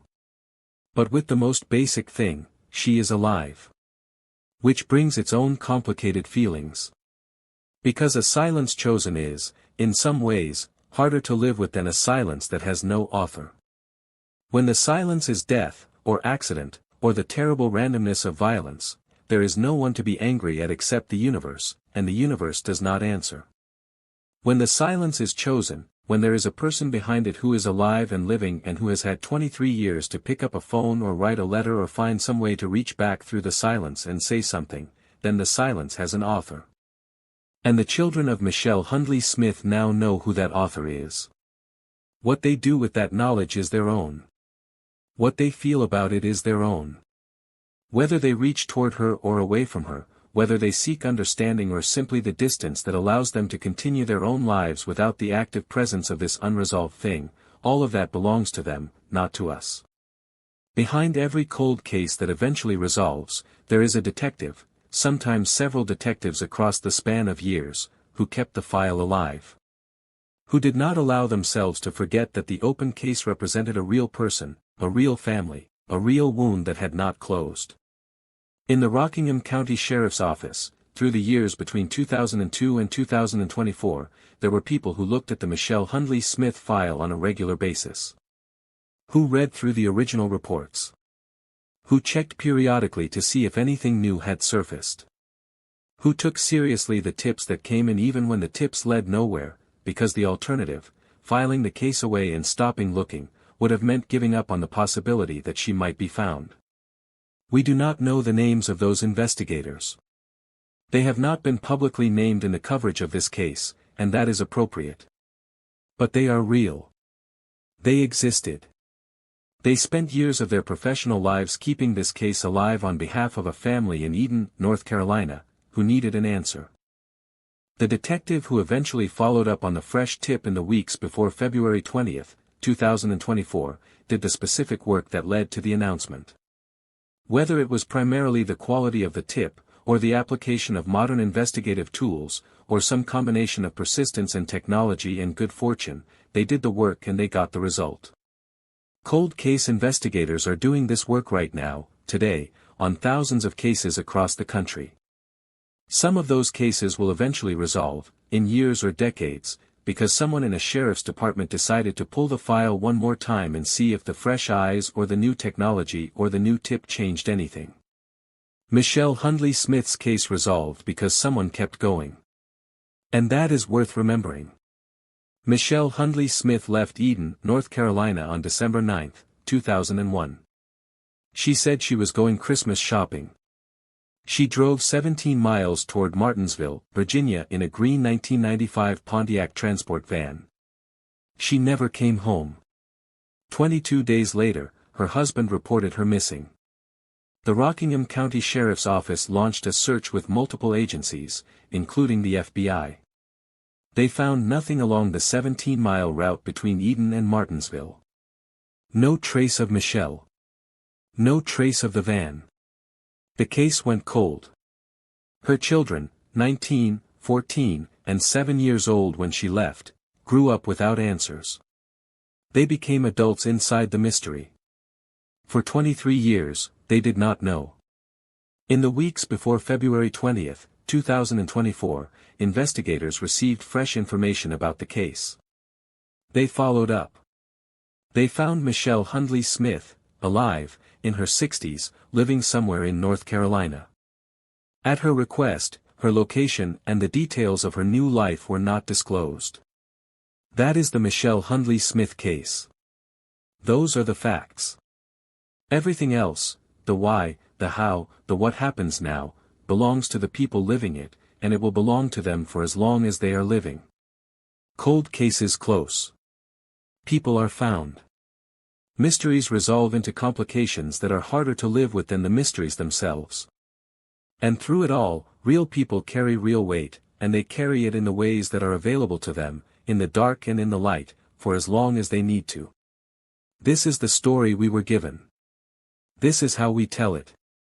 And this is where it lives now, in the record, in the public awareness, in the conversations between people who found this case and could not look away.